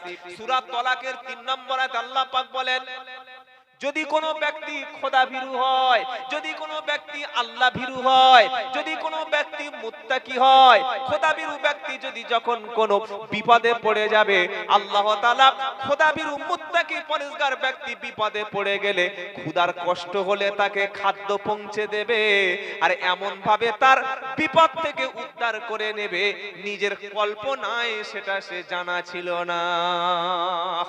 সুবহানাল্লাহ। হালালের উপরে থাকুন, সত্যের পথে থাকুন ভাই, হারামের রাস্তাটাকে ছেড়ে হালালের পথে ফিরে আসুন। বিপদে পড়বেন, কে কোত্থেকে কোন ভাবে এসে আপনার সামনে দাঁড়াবে ভাবতে পারবেন না। বলুন না সুবহানাল্লাহ। ইব্রাহিম আলাইহিস সালাম পরীক্ষায় পাস করলেন। কি করলেন? পাস করলেন। এবার একটা পরীক্ষা হলো, আরেকটা পরীক্ষা যেটা মনে আছে ছেলের কুরবানির পরীক্ষা, ওটা জানা আছে তো, ওদিকে যাব না। এবার আল্লাহ তাআলা ইব্রাহিম আলাইহিস সালামকে বলছেন, ইব্রাহিম বললে কি, ইব্রাহিম এবং ইসমাইল ছেলে বড় হয়ে গেছে, ইসমাইল আলাইহিস সালাম। আল্লাহ তাআলা দুজনকে বলছেন যে তোমরা একটা মসজিদ তৈরি করো, কাবা শরীফের পুনরায় রিকনস্ট্রাকশন শুরু করে দাও। ইব্রাহিম আলাইহিস সালাম মিস্ত্রি, ছেলেও তার হেল্পার, দুজনে মিলে মসজিদ তৈরি হয়ে গেল। সুবহানাল্লাহ বলবেন না? ওয়া ইদু ইয়ারফাউ ইব্রাহিমুল কওয়াইদা মিনাল বাইতি ওয়া ইসমাঈল রব্বানা তাকাব্বাল মিন্না ইন্নাকা আনতাস সামিউল আলিম। আল্লাহু আকবার। একদম প্রথম পারা 19 পৃষ্ঠা প্রথম লাইনে দেখবেন সূরা বাকারা একদম উপর থেকে আয়াতটা, ওয়া ইদ ইয়ারফাউ ইব্রাহিমুল কওয়াইদা মিনাল বাইতি ওয়া ইসমাঈল। যখন ইব্রাহিম এবং ইসমাইল কাবা শরীফের ভিত্তি স্থাপন করলেন, কাবা শরীফ রিকনস্ট্রাকশন হয়ে গেল, আল্লাহকে বলছেন আল্লাহ আপনি আমাদের পক্ষ থেকে মসজিদটাকে কবুল করুন। সুবহানাল্লাহ বলেন। এখন বিভিন্ন এলাকায় কিছু মনে করবেন না, গায়ের জোরে মসজিদ হচ্ছে ভাই, হচ্ছে না। একটা এলাকায় মসজিদ ভাগ করে আরেকটা মসজিদ হচ্ছে, অথচ প্রথম যে মসজিদটা ছিল সেখানে ভালো করে নামাজ হচ্ছে না। আমাদের মুসলমানদেরও কিছু ভুল আছে, আছে না নাই? আছে। একে তো মসজিদগুলিতে মসজিদকে জোর করে বলা হচ্ছে এখানে মন্দির ছিল। বড় আশ্চর্য লাগে এটাই, যেদিন সুপ্রিম কোর্টের বিচারপতি রায় দেয় যে বাবরি মসজিদটাও তলায় মন্দির ছিল কিনা, রায়ের কপি প্রত্যেকে পড়েছেন, তার পরের দিন পত্রিকায় প্রকাশ হয়েছিল। যিনি প্রধান বিচারপতি তিনি রায় দিয়েছেন, তিনি বলে গেছেন প্রত্নতত্ত্ববিদরা যতগুলো খনন করেছে মাটির মধ্যে একটাও কোনো মন্দিরের কিছু পাইনি। তাহলে রায় দিল কেন? রায় দিয়েছে এই কারণে ভারতবাসীর অধিকাংশ মানুষের বিশ্বাস যেখানে মন্দির ছিল, বিশ্বাসের উপরে ভিত্তি করে রায় দেয়া হলো। তাহলে সত্য কোনটা? সত্যটা হচ্ছে এই যে রায়টা ছিল সম্পূর্ণ অনৈতিক ভাবে। তারপরে আমরা শান্তিপ্রিয় ভারতের মুসলমান, আমরা এই রায়ের বিরুদ্ধে অন্য কিছু হরতাল করিনি, আমরা রায়টাকে মাথা পেতে মেনে নিয়েছি। শুধু মুসলমান নয়, অসংখ্য হিন্দু ব্যক্তিদের কাছ থেকে শোনা গেছে তারা বলেছে যে এই কাজটা হলো, এই কাজটা কখনো সঠিক হয়নি। একটা কথা মনে রেখে দেবেন, এখানে অনেক বড় বড় ওলামা বসে আছেন, জিজ্ঞাসা করুন আপনি যখন একটা মসজিদ করবেন না, মসজিদ কোনো অপরের জায়গায় করা যায় না। জায়গা দখল করে আপনি তো আপনারা অনেক জায়গায় ঘুরেছেন, আমি যতটুকু দেখেছি বিভিন্ন রাজ্যে বিভিন্ন জেলায় গিয়ে, কোনোদিন দেখেছেন রাস্তার উপরে মসজিদ আছে? দেখেছেন? কারো ঘর দখল করে মসজিদ আছে, কারো বাগান দখল করে, মার্কেট দখল করে মসজিদ আছে? কখনো নয়। মসজিদের জন্য শর্ত হচ্ছে জায়গাটা সম্পূর্ণ ওয়াকফ করে দেবে, লিল্লাহিয়াত, আল্লাহর জন্য সম্পূর্ণ দান করে দিলেই তবে সেই জায়গায় মসজিদ সম্ভব হয়। কখনো বাবরের খেয়ে কাজ নাই যে তিনি একটা মন্দিরকে ভেঙে মসজিদ বানাতে যাবে। আর যদি এই কাজটা কোনো মুসলমান, মন্দির দূরের কথা, কোনো মুসলমানের জায়গার উপরেও যদি কেউ মসজিদ করে, সে জোর করে যদি কেউ দান না করে, সে মসজিদে নামাজ কি বলছেন হবে না। একটার পর একটা জ্ঞানব্যাপী রায় দিয়েছে, এবার মথুরার রায় দেবে। এভাবে গোটা ভারতবর্ষের সাম্প্রদায়িক সম্প্রীতি নষ্ট করে দিচ্ছে একের পর এক। আপনি ভাবতে পারেন আরো কোন দিকে যাচ্ছে দেশ। কিন্তু আমি প্রমাণ দেখাবো, আমি কোন ধর্মকে অসম্মান করছি না, সব ধর্মকে সম্মান জানিয়ে বলছি। এমনও অনেক অন্যান্য ধর্মের উপাসনালয় রয়েছে যেটা বাজারের উপরে, স্টেশনের উপরে, মার্কেটের উপরে আছে না নাই?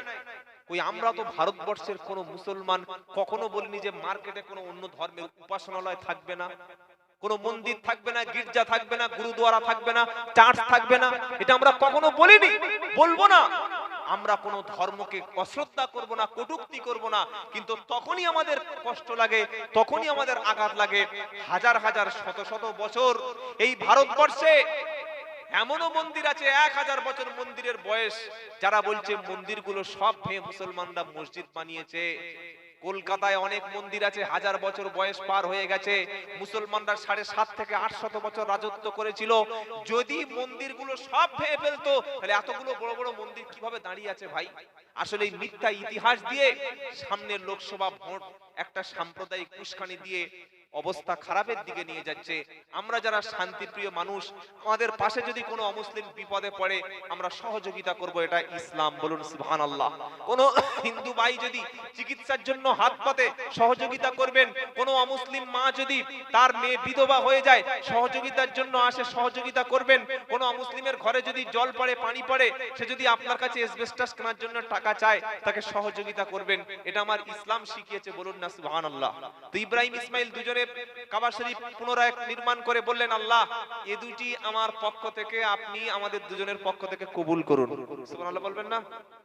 আল্লাহ বলছে, শোনো ইব্রাহিম, ইসমাইল, তোমরা বললে এটাকে কবুল করে নাও। হ্যাঁ, মসজিদ কবুল করে নেব, তোমাদের পরিশ্রমকে আমি পারিশ্রমিক দেব, কবুল করব, তবে তোমাদের দিয়ে এই মসজিদের একটু খেদমত করিয়ে নেব। সুবহানাল্লাহ বলতে ইচ্ছা করে না? কি খেদমত? ওয়া ওয়াহিদনা ইলা ইব্রাহিম ওয়া ইসমাঈল আন তাহহিরা বাইতিয়া লিত-তাইফিনা ওয়াল আকিফিনা ওয়ার রুকআইস সুজুদ।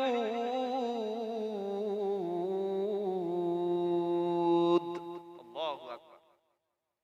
ইব্রাহিম এবং ইসমাইল আলাইহিস সালাম যখন বললেন, আল্লাহ আমাদের পক্ষ থেকে মসজিদ আপনি কবুল করুন, তখন আল্লাহ তাআলা বললেন, ইব্রাহিম এবং ইসমাইল মসজিদ নির্মাণ করেছো বাপ বেটা দুজনে, আমি আল্লাহ দুজনের কাছ থেকে একটু খিদমত নেব। সুবহানাল্লাহ। তাহলে মসজিদের ইমামতি, মসজিদের মুয়াজ্জিন থাকা, ক্যাশিয়ারে থাকা, সদস্যের পদে থাকা, মসজিদের ঝাড়ু দেওয়া, মসজিদের দায়িত্ব পালন করা, এটা কি খেদমত? এটা কি ভাই বলেন না? এটা খেদমত। সেক্রেটারি যেন কোনোদিন মনে করে না যে আমি যা বলবো ইমাম তাই শুনবে। আজকের মসজিদে ইমাম নিয়োগ হয় না, মসজিদে গোলাম নিয়োগ করতে পছন্দ করি। যে ইমাম সাহেবকে কথার মতো তুলবো, কথার মতো বসাতে পারবো, সেই ইমামের চাকরি ধরা মতো। কি বলছেন আপনারা? আর ইমাম যদি হকের কথা বলে, সেক্রেটারির বিপক্ষে চলে যায়, সভাপতির বিপক্ষে কথা বলে, শনিবার থেকে তার চাকরি নাই, চাকরি শেষ। এটা খেদমত বলে না, এটা গায়ের জোরে সেক্রেটারি ক্যাশিয়ার বলে ভাই। তো সে কথা সামনে আরো একটা দুটো কথা বলি। এবার যখন মসজিদ নির্মাণ হয়ে গেল, আল্লাহ বলছেন, ইব্রাহিম ইসমাইল তোমরা তো তৈরি করলে, তোমাদের কাছ থেকে একটু খেদমত নেব। কি খেদমত করবে? তোমরা শপথ করো আমার কাছে। কি শপথ? ওয়া ওয়াহিদনা ইলা ইব্রাহিম ওয়া ইসমাঈল আন তাহহিরা, তোমরা এই আল্লাহর ঘর বাইতুল্লাহ শরীফকে পরিষ্কার পরিচ্ছন্ন রাখবে। সুবহানাল্লাহ। সুবহানাল্লাহ বলতে ইচ্ছা করে না? তুমি মসজিদের ক্যাশিয়ার পদ গ্রহণ করেছো, তুমি মসজিদের সেক্রেটারি পদ গ্রহণ করেছো, তুমি মসজিদের একটা বড় পদ দখল করেছো, মসজিদে ঝাড়ু দিতে গেলে তোমার লজ্জা লাগে, অথচ আল্লাহ বলছে, ইব্রাহিম এবং ইসমাইল তোমরা দুজনে ওয়াদা করো, প্রতিশ্রুতি দাও, মসজিদকে পরিষ্কার ও পরিচ্ছন্ন করবে। সুবহানাল্লাহ বলতে ইচ্ছা করে না? নবী যেখানে মসজিদ পরিষ্কার করবে, পরিচ্ছন্ন করবে, সেখানে আমরা কে ভাই? আমরা মসজিদের জুমার দিন গিয়ে বলছি, ইমাম সাহেব বললে কি বললে, এই পায়রার পায়খানা আর এই ছোট ছোট, আপনারা কি টিকটিকি বলেন না গিরগিটি বলেন? হ্যাঁ, টিকটিকি, টিকটিকি পড়ে আছে, আপনি সারাদিন কি করেন মসজিদে? খালি খান আর ঘুমান নাকি? ইমাম সাহেবকে বলছি, কেন আপনার এতটুকু কমন সেন্স নাই যে মসজিদে ঝাড়ু দিলেও তো একটা সওয়াবের কাজ? আমি সেক্রেটারি, আমি ডাক্তার, আমি শিক্ষিত, আমি একজন পণ্ডিত, আমি একজন স্বনামধন্য ফেমাস ব্যক্তি, মসজিদ ঝাড়ু দিলে কি আমার সব সম্মান নষ্ট হবে? বরং মসজিদ ঝাড়ু আল্লাহ তাদেরকে দিয়ে দেওয়ায় যাদেরকে দিয়ে আল্লাহ দিনের খেদমত নেয়। বলুন না সুবহানাল্লাহ। আল্লাহ বলছেন, ওয়াহিদনা ইলা ইব্রাহিম ওয়া ইসমাঈল আন তাহহিরা বাইতিয়া লিত-তাইফিনা ওয়াল আকিফিনা ওয়ার রুকআই সুজুদ। ইব্রাহিম এবং ইসমাইল তোমরা বলো, যত ব্যক্তি তওয়াফ করতে আসবে, যত ব্যক্তি ইতিকাফে থাকবে, যত ব্যক্তি কাবা শরীফে রুকু সিজদা করতে আসবে, সমস্ত ব্যক্তিদের জন্য তোমরা মসজিদটাকে পরিষ্কার পরিচ্ছন্ন রাখবে। সুবহানাল্লাহ। তিনটে ওয়াদা নিলেন, তওয়াফকারী, ইতিকাফকারী আর সিজদা রুকুকারী যত ব্যক্তি আসবে সবার জন্য মসজিদের স্থানটাকে পরিষ্কার পরিচ্ছন্ন রাখবে। বলুন না সুবহানাল্লাহ। ওয়াদা হয়ে গেল। এবার ইব্রাহিম আলাইহিস সালাম দোয়া করছেন একটা আল্লাহর কাছে। কি দোয়া?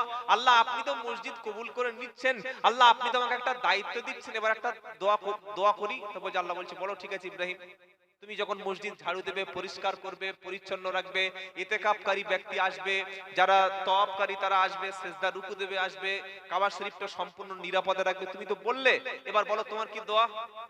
এবার ইব্রাহিম আলাইহিস সালাম কি বলছে জানেন?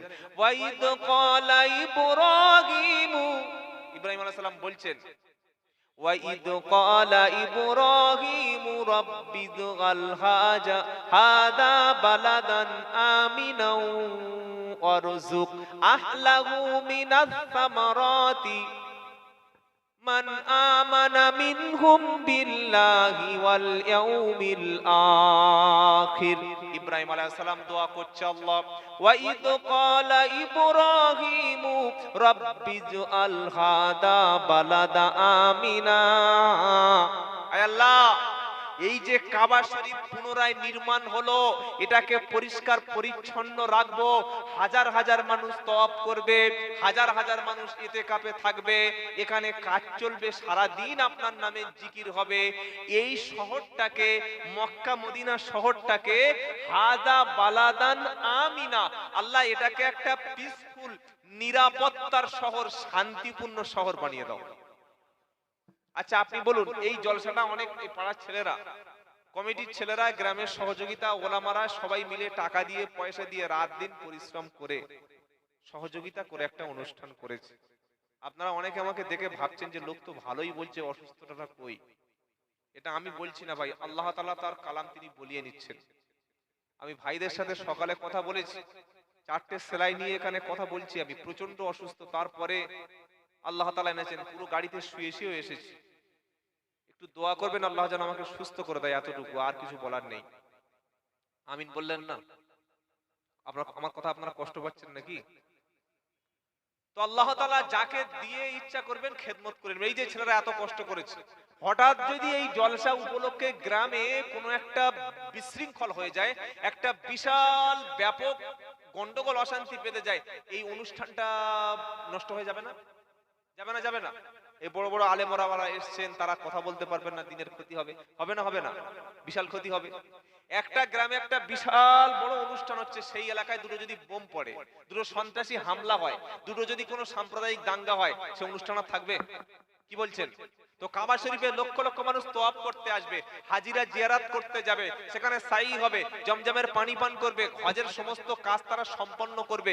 যদি প্রত্যেক বছর হজে 2-4টা করে ধর্ষণ হয়, হজে যদি 30টা করে মোবাইল পকেটমারি হয়ে যায়, হজে যদি 2-4টে গোলাগুলি চলে, বোম বন্দুক চলে, হজে যদি 2-4টে মেয়ের ইজ্জত নষ্ট হয়, হজ বন্ধ হয়ে যাবে না? যাবে না?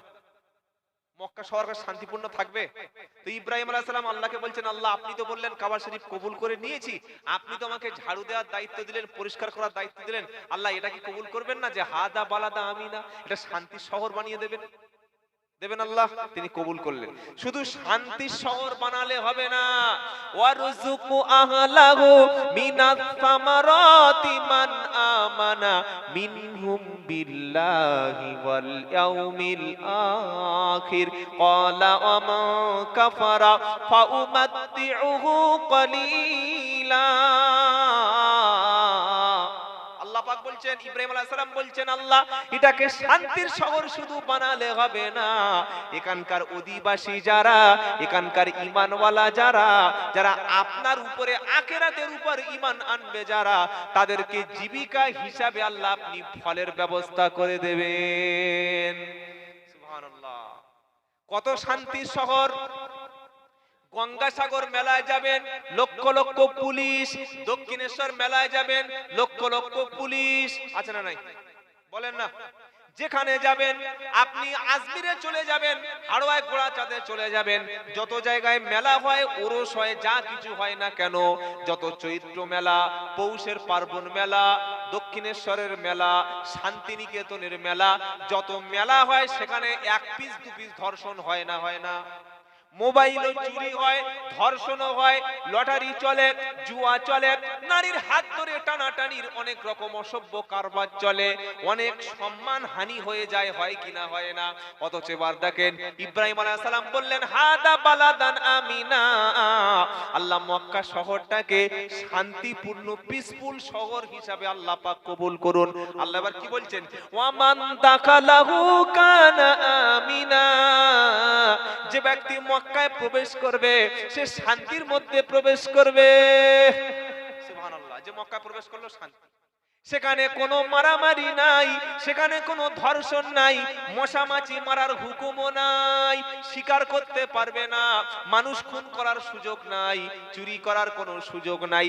কাবা শরীফে রাত 12টা 1টা 2টার সময় গিয়ে আপনি তওয়াফ করবেন, আপনার 18 বছরের সুন্দরী নারীটা সেও গিয়ে কাবা শরীফে তওয়াফ করবে। 30 লক্ষ 40 লক্ষ হাজী সাহেব সেখানে যাবে।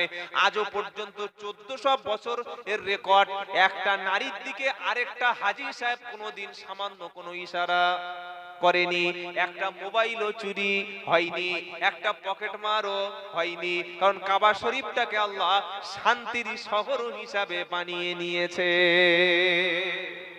একটা মেলা দেখাও যে মেলায় চুরি হয় না, দেখাও একটা মেলা পুলিশের পকেট থেকে মোবাইল চুরি করে নিচ্ছে মেলায়, শান্তিরক্ষা বাহিনী উপরে drone, lakh lakh drone camera খালি দেখছে কোথা থেকে কি গন্ডগোল চলছে, আইবি দপ্তর রয়েছে, গোয়েন্দা দপ্তর রয়েছে, তারপরে ধর্ষণ হচ্ছে, চুরি হচ্ছে, ইফটিজিং হচ্ছে, নারীদের হাইজ্যাক হচ্ছে, পাশাপাশি দাঁড়িয়ে নারীরা তওয়াফ করছে, মিনায় যাচ্ছে, মুজদালিফায় যাচ্ছে, আরাফাতের ময়দানে লক্ষ লক্ষ 30-40 লক্ষ পুরুষ এবং নারী, সকলের মুখে একটা কথা, লাব্বাইক আল্লাহুম্মা লাব্বাইক, লাব্বাইক লা শারীকা লাকা লাব্বাইক, আল্লাহু আকবার।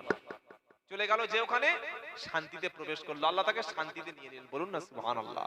রেকর্ড 1400 বছর ইতিহাস, কোনো ধর্ষণ নাই, কোনো চুরি নাই, কোনো ছিনতাই নাই, পকেট থেকে মোবাইল পড়ে গেছে ওটাকে তুলে নেবে এই মানসিকতা কোনো মানুষেরও নাই, বলুন না সুবহানাল্লাহ। ইব্রাহিম আলাইহিস সালামের দোয়াটাকে কে কবুল করেছেন? আল্লাহ। আরেকটা দোয়া তিনি কি করলেন?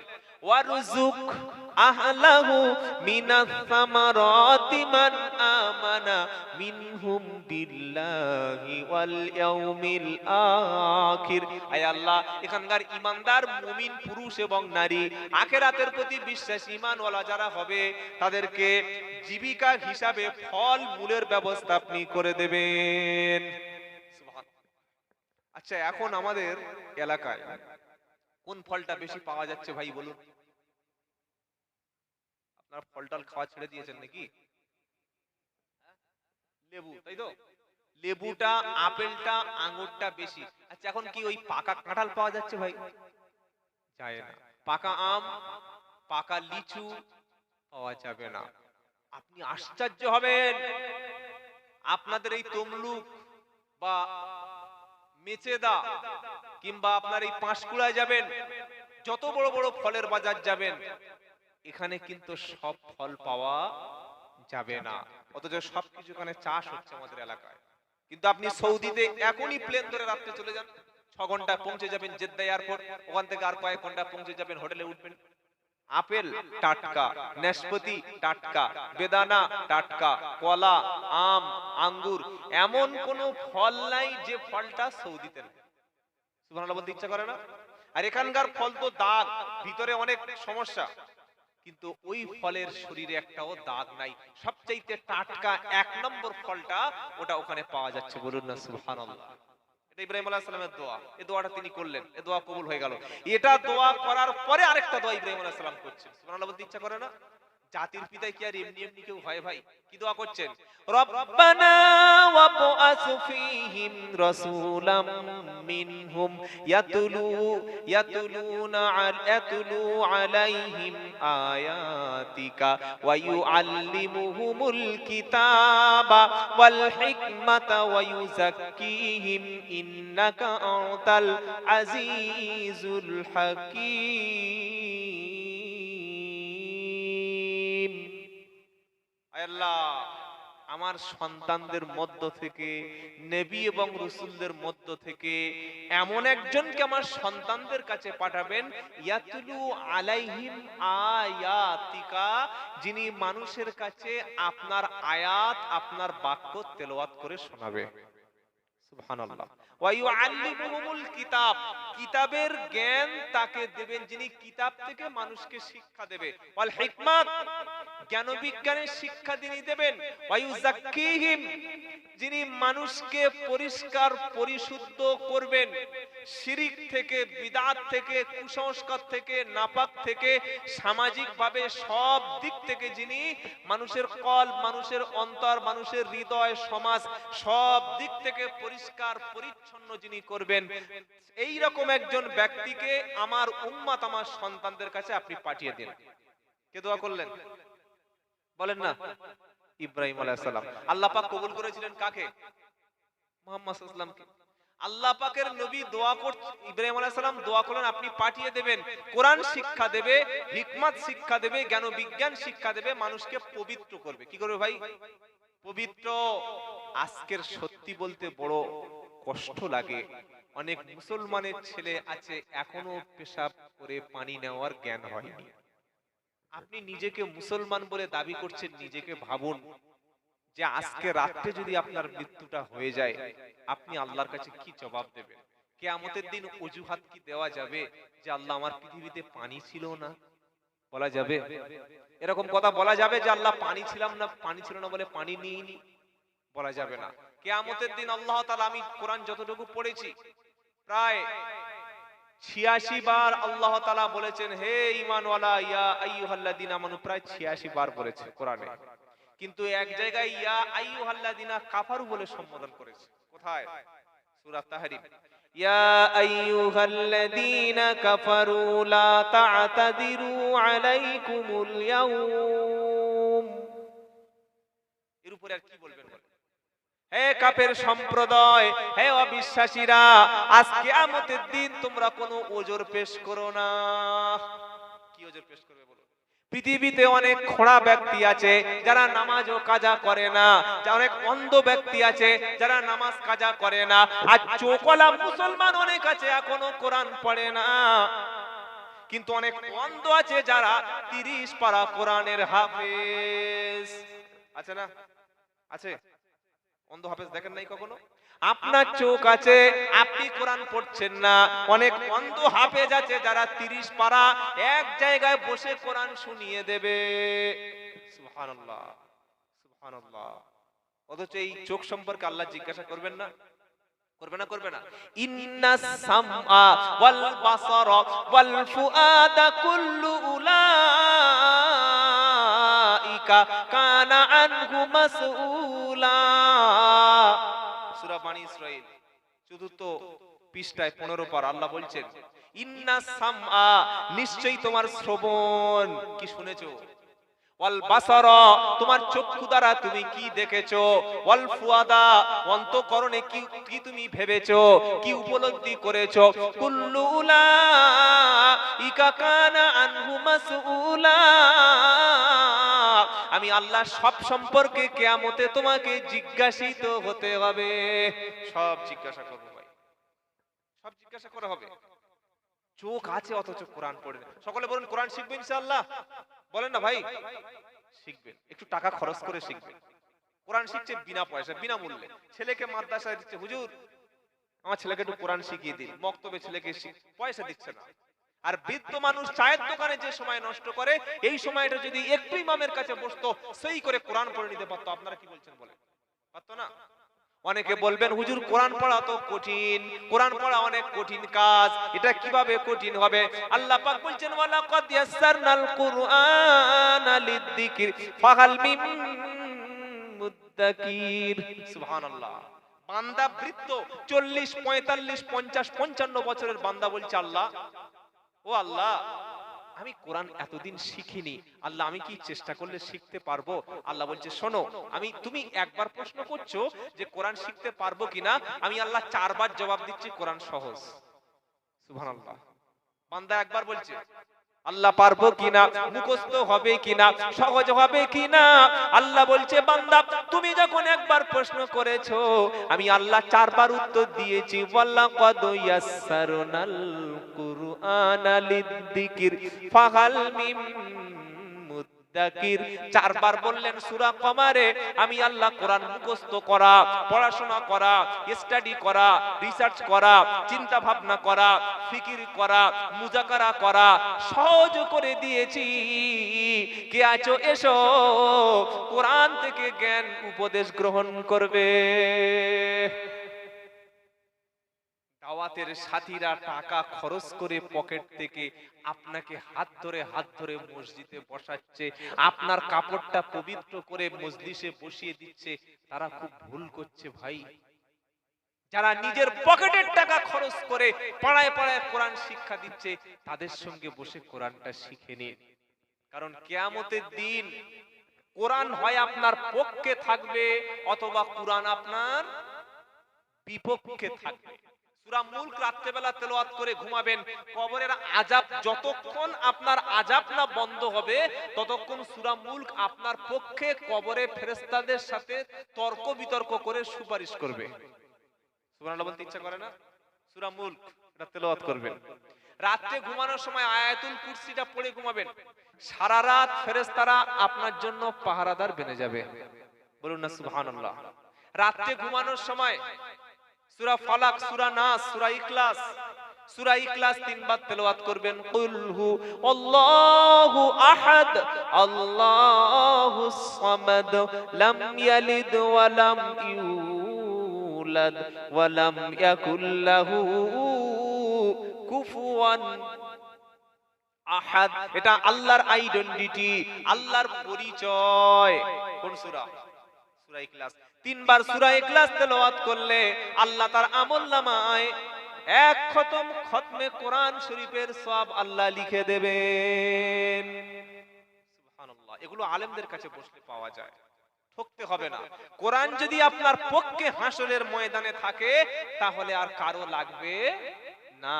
আর যদি দুনিয়াতে কোরআনকে সাথী না রাখতে পারেন, বিশ্বাস করুন আখিরাতে কোরআন কিন্তু আপনার সাথে থাকবে না। কথা বুঝতে পেরেছেন ভাই?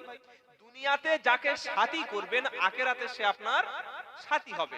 ফজরে কোরআন তেলাওয়াত করুন মসজিদে, জোহরের নামাজের পরে একটু কোরআন তেলাওয়াত করুন, আসরের তেলাওয়াত, মাগরিবের তেলাওয়াত, ইশায় তেলাওয়াত হবে, রাতে ঘুমানোর সময় তেলাওয়াত হবে, গাড়িতে শুয়ে শুয়ে যাচ্ছেন, বসে বসে যাচ্ছেন, তেলাওয়াত হবে, লম্বা সফর করছেন কোরআন তেলাওয়াত করুন, রাস্তায় হেঁটে হেঁটে যাচ্ছেন কোরআন যতটুকু মুখস্থ আছে তেলাওয়াত করুন, চায়ের দোকানটাকে ত্যাগ করুন।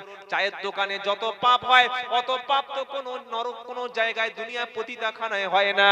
সেই সময়টা মসজিদে বসে বসে কোরআন শিখুন, কোরআন শিক্ষা দিন। খায়রুকুম মান তাআল্লামাল কুরআন ওয়া আল্লামাহু। আল্লাহর নবী সাল্লাল্লাহু আলাইহি সাল্লাম বললেন, তোমাদের মধ্যে সবচাইতে উত্তম হচ্ছে তারা নিজে কোরআন শিক্ষা দিচ্ছে যারা, অপরকে কোরআন শেখাচ্ছে যারা। জোরে বলুন সুবহানাল্লাহ। সেই দলের সঙ্গে তুমি নামটা লিখিয়ে দাও, সেই রাস্তায় তুমি বার হয়ে পড়ো।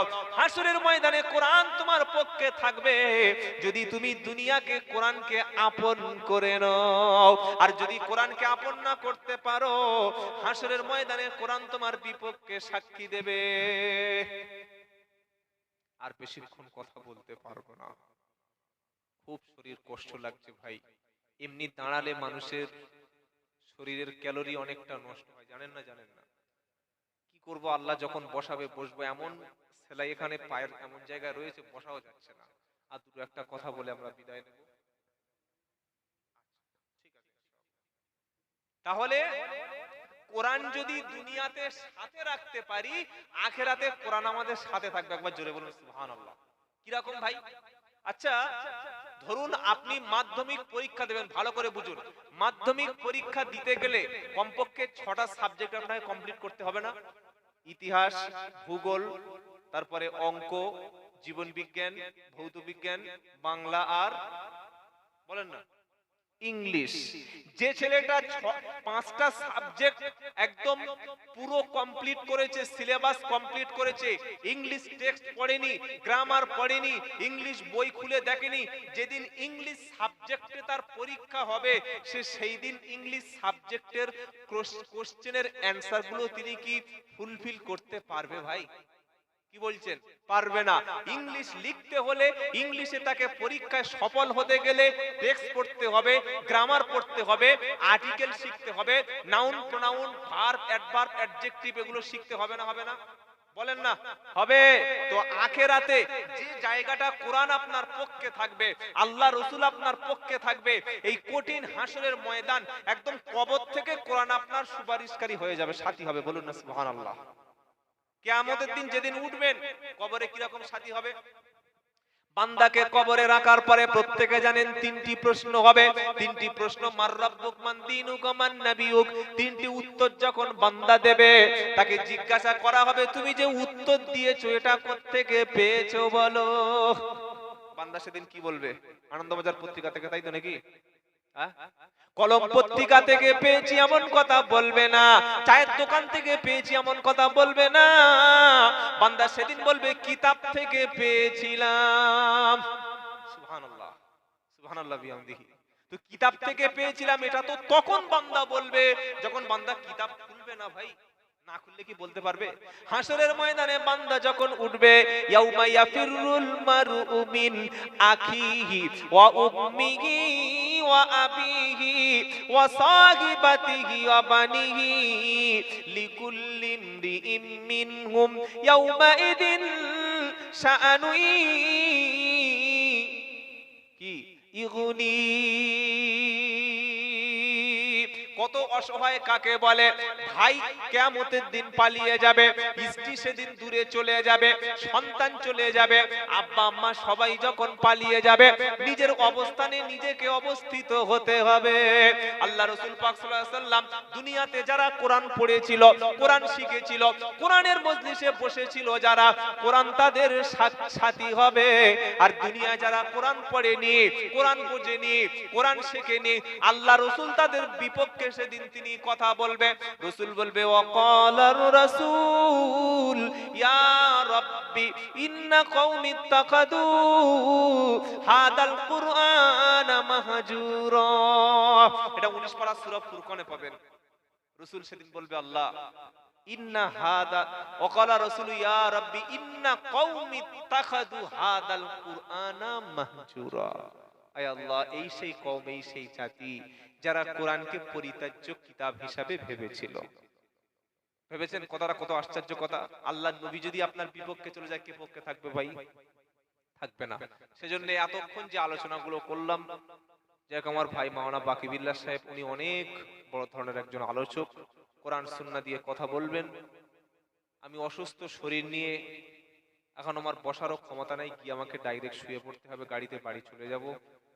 সকলে একটু দোয়া করবেন, আল্লাহ যেন আমাকে দ্রুত সুস্থ করে দেন। আর আমিও আল্লাহর কাছে সবার জন্য